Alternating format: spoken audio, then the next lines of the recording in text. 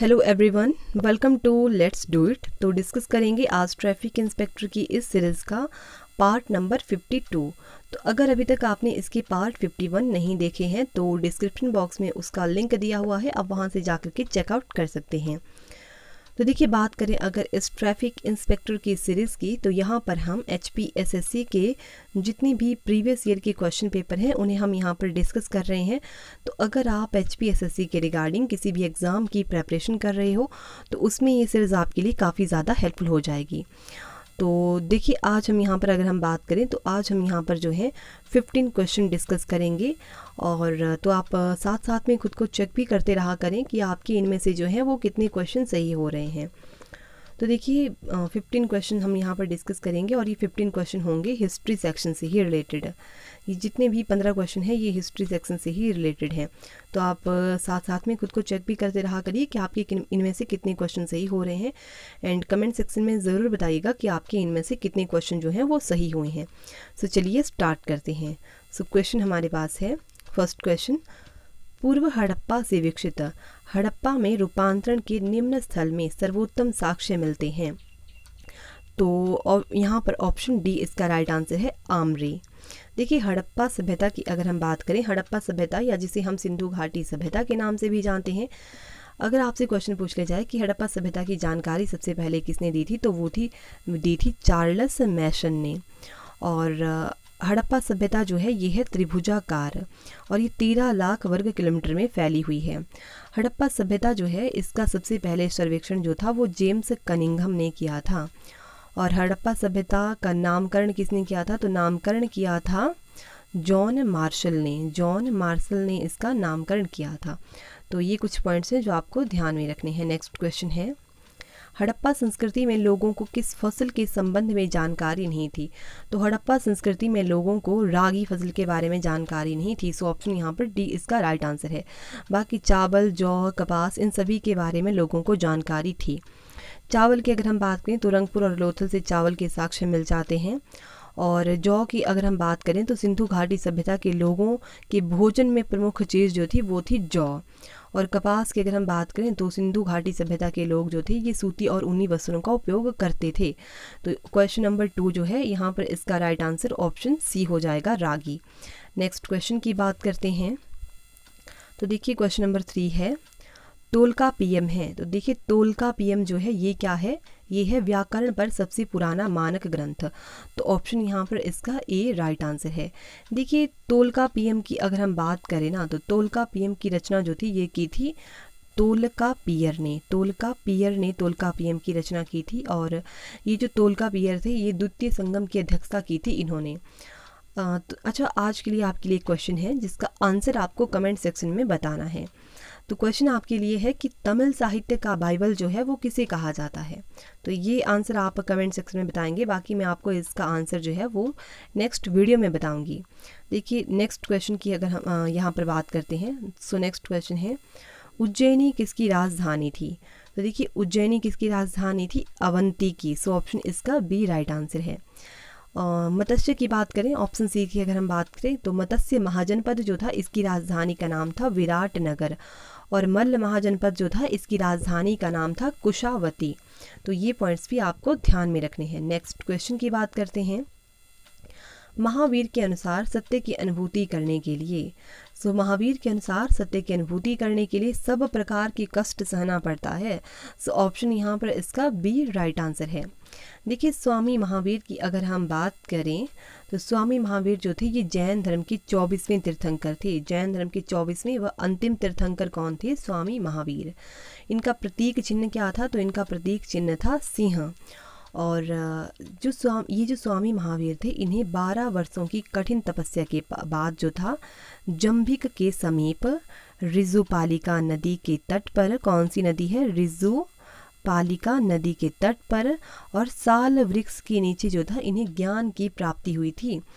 12 वर्षों की कठिन तपस्या के बाद, जिसके बाद जो था स्वामी महावीर जो थे ये कहलाए थे जिन, जिसका अर्थ होता है विजेता, और अहर्त जिसका अर्थ होता है पूज्य, और निग्रंथ जिसका अर्थ होता है बंधनहीन, ये कहलाए थे स्वामी महावीर को। इन सब नामों से जाना जाता है। और जब इन्हें ज्ञान की प्राप्ति हो गई थी उसके बाद इन्हें जिन, अहर्त और निग्रंथ नाम से जाना जाने लगा।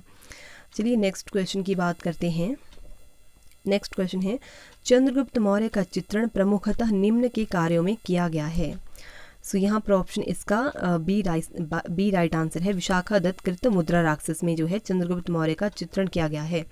देखिए विशाखा दत्त कृत मुद्रा राक्षस नामक पुस्तक जो है उसमें चंद्रगुप्त मौर्य के लिए जो है वृषल अर्थात निम्न कुल में उत्पन्न शब्द का उपयोग भी किया गया है।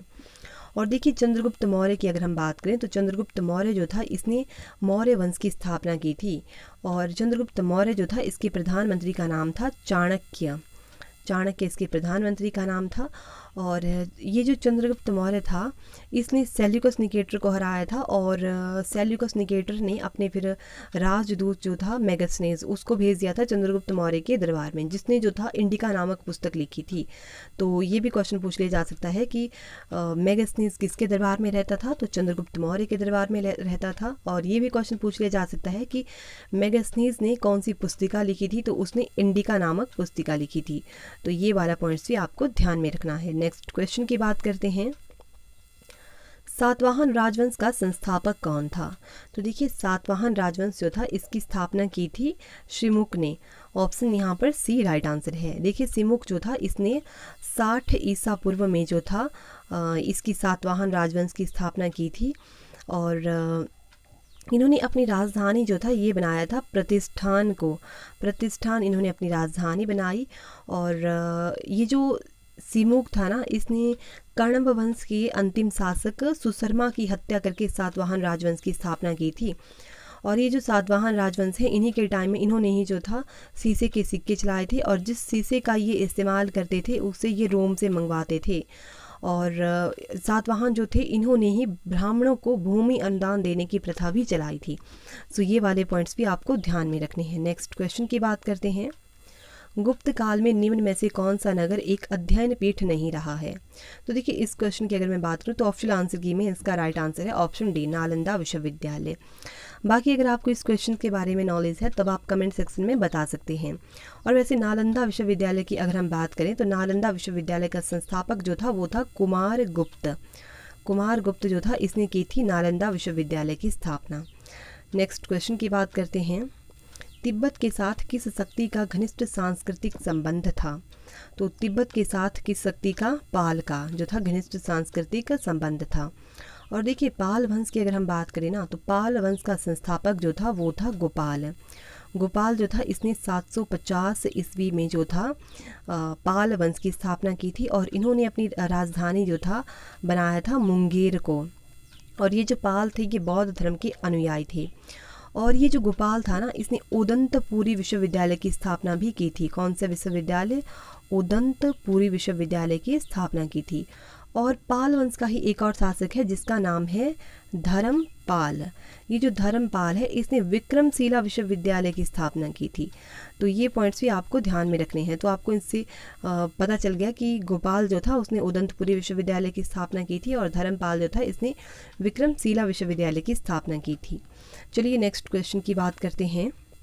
नेक्स्ट क्वेश्चन है, किस दिल्ली सुल्तान ने कृषि विकास मंत्रालय स्थापित किया था। तो देखिए ये था मोहम्मद बिन तुगलक। सो ऑप्शन इसका बी राइट आंसर है। देखिए मोहम्मद बिन तुगलक जो था इसने कृषि के विकास के लिए जो था अमीर ए कोही नामक विभाग की स्थापना की थी। और ये जो मोहम्मद बिन तुगलक था ना ये मध्यकालीन मुस्लिम इतिहासकारों में सर्वाधिक शिक्षित और विद्वान व्यक्ति था ये। और ये जो मोहम्मद बिन तुगलक है इसे स्वप्नशील, पागल और रक्त पिपासु के नाम से जानते हैं। और ये जो मोहम्मद बिन तुगलक था इसने अपनी राजधानी जो था मोहम्मद बिन तुगलक ने दिल्ली से देवगिरी में स्थानांतरित कर दी थी। और देवगिरी का नाम इसने बाद में रखा था दौलताबाद। तो ये पॉइंट्स भी आपको ध्यान में रखने हैं। नेक्स्ट क्वेश्चन की बात करते हैं, खुसरो खां एक परिवर्तित हिंदू किस वर्ण से था? तो खुसरो खां किस वर्ण से था? शूद्र वर्ण से। सो ऑप्शन इसका ए राइट आंसर है। नेक्स्ट क्वेश्चन है, सल्तनत की कुलीनता व्यापक तौर पर बनी थी। तो देखिए सल्तनत के यहाँ पर ऑप्शन इसका डी राइट आंसर हो जाएगा, नन ऑफ डीज। देखिए सल्तनत काल की अगर हम बात करें तो सल्तनत काल में जो है टोटल 5 वंश हुए हैं, और ये 5 वंश कौन कौन से हैं? तो इनमें आते हैं गुलाम वंश जिसका टाइम पीरियड 1206 से 1290 तक रहता है। फिर आता है खिलजी वंश के बाद आते हैं तुगलक वंश, और उसके बाद आते हैं सैयद वंश, और सैयद वंश के बाद आता है लोदी वंश। तो गुलाम वंश का टाइम पीरियड रहता है 1206 से लेकर के 1290 तक, और गुलाम वंश की स्थापना जो थी ये की थी कुतुबुद्दीन ऐबक ने। खिलजी वंश की अगर हम बात करें तो ये था 1290 से लेकर के 1320 तक, और खिलजी वंश जो था इसकी स्थापना जो थी जलालुद्दीन खिलजी ने की थी। और तुगलक वंश जो था ये 1320 से लेकर के 1398 तक रहता है। और सैयद वंश की अगर हम बात करें तो 1414 से लेकर के 1451 तक रहता है सैयद वंश। और लोदी वंश जो है ये 1551 से लेकर के 1526 तक इसका टाइम पीरियड रहता है। तो ये पॉइंट्स भी आपको ध्यान में रखने हैं। नेक्स्ट क्वेश्चन की बात करते हैं, वह सुप्रसिद्ध चिश्ती संत कौन था जिसका मकबरा फतेहपुर सीकरी में स्थापित किया गया था? तो ये कौन था? वो था शेख सलीम चिश्ती। सो ऑप्शन इसका ए राइट आंसर है। देखिए इसकी अगर हम बात करें चिश्ती सिलसिले की या चिश्ती संप्रदाय की, तो देखिए भारत में चिश्ती सिलसिले की स्थापना जो थी वो की थी ख्वाजा मोइनुद्दीन चिश्ती ने। किसने की थी? ख्वाजा मोइनुद्दीन चिश्ती जो था इसने की थी भारत में चिश्ती सिलसिले की स्थापना, और इन्होंने अपना चिश्ती सिलसिले का मुख्य केंद्र बनाया था अजमेर में। और ये जो होते हैं जिन्हें हम सूफ़ी कहते हैं, सूफ़ी लोग, इनका जो आश्रम होता है उन्हें खानका या मठ के नाम से जाना जाता है। चलिए नेक्स्ट क्वेश्चन की बात करते हैं। तो देखिए नेक्स्ट क्वेश्चन है, मराठी क्रॉनिकल निम्न से जाने जाते थे। तो मराठी क्रॉनिकल जो था ये जाने जाते थे बखर नाम से। सो ऑप्शन इसका बी राइट आंसर है। देखिए मराठा साम्राज्य की अगर हम बात करें ना, तो मराठा साम्राज्य का संस्थापक था शिवाजी ने मराठा साम्राज्य की स्थापना की थी। और शिवाजी का जन्म जो था 6 अप्रैल 1627 में सिवनेर दुर्ग में हुआ था। और शिवाजी के पिता का नाम था शाहजी भोंसले, शिवाजी की माता का नाम था जीजाबाई, और शिवाजी की पत्नी जो थी उनका नाम था तुकाबाई मोहिते, और शिवाजी के गुरु का नाम था कोंडदेव। और ये क्वेश्चन बहुत बार पूछा जाता है कि शिवाजी के गुरु का नाम क्या था? कोंडदेव। और इससे रिलेटेड एक और क्वेश्चन बनता है कि शिवाजी के आध्यात्मिक क्षेत्र में शिवाजी के आचरण पर किसका प्रभाव पड़ा था? तो वो पड़ा था गुरु रामदास का। तो ये पॉइंट्स आपको ध्यान में रखने हैं, इनसे रिलेटेड बहुत बार एग्जाम में क्वेश्चन बनते हैं। और मराठा साम्राज्य से रिलेटेड क्वेश्चन तो आपको देखने को हमेशा मिल ही जाएगा एग्ज़ाम में। नेक्स्ट क्वेश्चन है, जहांगीर के दरबार में आने वाला प्रथम अंग्रेज़ कौन था? तो जहांगीर के दरबार में आने वाला प्रथम अंग्रेज़ जो था वो था थॉमस रो। ऑप्शन यहाँ पर इसका बी राइट आंसर है। और देखिए इसकी अगर हम बात करें ना जहांगीर की, तो जहांगीर जो था इसी न्याय की जंजीर के लिए याद किया जाता है, जहांगीर को न्याय की जंजीर के लिए। और ये जो जहांगीर था इसने तुझो कोई जहांगीरी नामक आत्मकथा अपनी पुस्तक लिखी थी, जिसे बाद में मोतबिंद खान ने पूरा किया था। किसने? मोतबिंद खान ने। और ये जो जहांगीर है इसके टाइम को जो है चित्रकला का स्वर्ण काल कहा जाता है। तो ये पॉइंट्स भी आपको ध्यान में रखने हैं। तो देखिए आज के लिए हम यहाँ पर 15 क्वेश्चन ही डिस्कस करेंगे, बाकी जो क्वेश्चन बच जाते हैं उन्हें हम नेक्स्ट वीडियो में डिस्कस करेंगे। तो चलिए मिलते हैं नेक्स्ट वीडियो में, और 15 क्वेश्चन में से आप ज़रूर बताना कि आपके इनमें से जो है वो कितने क्वेश्चन सही हुए हैं। तो चलिए मिलते हैं नेक्स्ट वीडियो में। धन्यवाद।